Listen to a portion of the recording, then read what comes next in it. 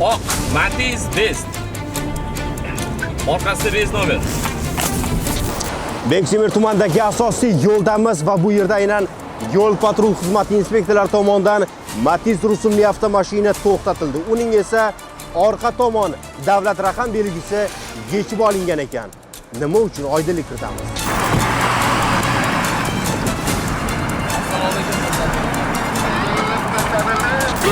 Sizniki mashina?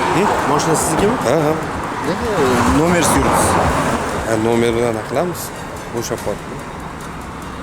O'z bilib turib yechib olgansiz? Ya, o'ynab yo'lda ketayotganimda nima magnitli ekan, o'ynab anaqa qoladi, nomer taqib olamiz. O'zi magnitli ham qo'yib yurish mumkin emas? Ya, o'zi yaqindan olinganda işte. Mashina yaqindan olingan. Xato qilib qo'yganingizni bilasizmi? Ha, xato qilganimizni bilamiz. Xodimlardan da'vo e'tirozlaringiz yo'qmi? Yo'q.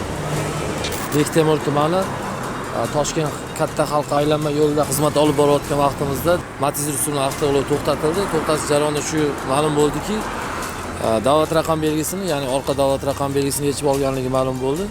Hozirda ma'muriy javobgarlik to'g'risidagi kodeksi 127-moddasiga asosan ma'muriy bayonnoma rasmiylashtiriladi. Avtoulov vaqtinchalik jarima maydoniga qo'yiladi.